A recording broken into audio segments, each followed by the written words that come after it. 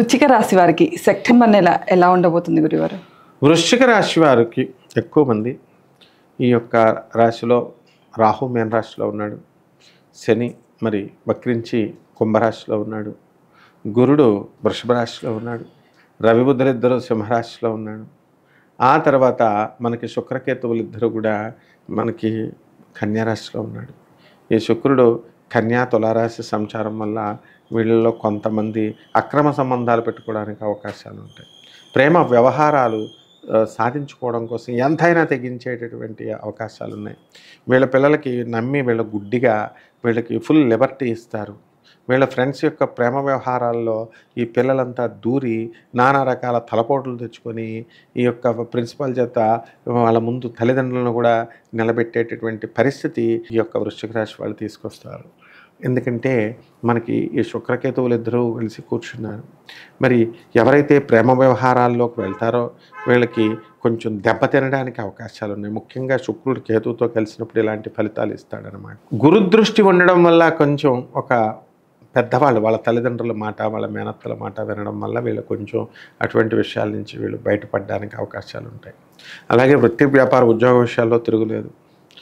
అనవసరమైనటువంటి వ్యయం, డబ్బులు ఖర్చులు, అనవసరమైనటువంటి పార్టీలు, కిట్టి పార్టీలు, మీటింగ్లు, వీళ్ళ పిల్లలు చేసేటటువంటి ఈ యొక్క దగుల్బాజీ పనులకి వీళ్ళు ఆన్సర్ ఇచ్చుకోవడం కోసం కార్లు కట్టించుకొని వెళ్ళి మళ్ళీ ప్రిన్సిపాల్ ముందు చేతులు కట్టుకొని నిల్చోవడానికి ఈ ధనం ఇలాగ వేస్ట్ అవుతుంది. అనవసరమైన పనులకు ఎక్కువ వేస్ట్ చేస్తారు. ఇక చేపల రొయ్యల చెరువులు, మటన్ చికెన్ షాపులు, ఇవి బిజినెస్లు పెడతారు. టైలరింగ్ బొటిక్లు, ఇవన్నీ వ్యాపారాలు చక్కగా సక్సెస్ అవుతాయి. ఇక ఆయిల్ బిజినెస్లో వెళ్ళకూడదు, ఎలక్ట్రానిక్స్ బిజినెస్లో వెళ్ళకూడదు. ఒక పక్క శని దడేలు ఎంత అంటుంటే ఇంకో పక్క రాహు కాసుకొని కాటు వేసేయడానికి రెడీగా ఉన్నాడు. కాబట్టి ఊహాలోకాల్లో ఈ వృశ్చిక రాశి వాళ్ళు బతికేస్తారు. ఈ నెలంతా కూడా ఎవరు చెప్పినా వినరు, వాళ్ళకి తెలిసిందే అని అనుకుంటారు.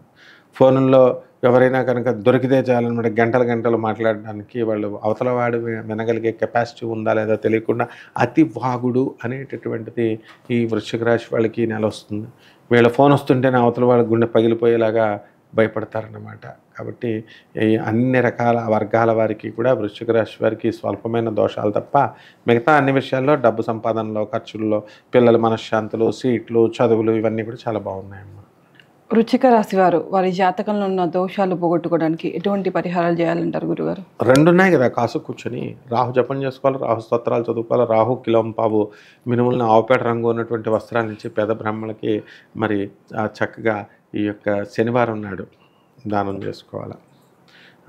తర్వాత నల్ల నువ్వుల్ని శనికి కిలోంపావు నల్ల నువ్వుల్ని, నల్లని వస్త్రాన్ని పేద బ్రాహ్మణులకి శనివారం నాడు ఉదయం 8 గంటలకు ఇది కూడా ఇచ్చి పేద బ్రాహ్మణులకి అధిక పారితోషికం తీసుకుంటారు. వాళ్ళని ఇవ్వకపోయినా గట్టిగా అడుగుతారు పంతుళ్ళు.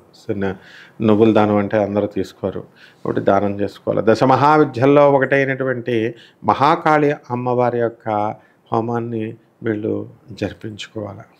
ఈ విధంగా వాళ్ళ ఇళ్లలో జరిపించుకోవాలి. ఈ విధంగా ఈ రెండిట్లకి నవగ్రహాల చుట్టూ తిరుగుతూ వీళ్ళు కనుక ఇలా చేసుకున్నట్లయితే బ్రహ్మాండంగా ఉంటుంది.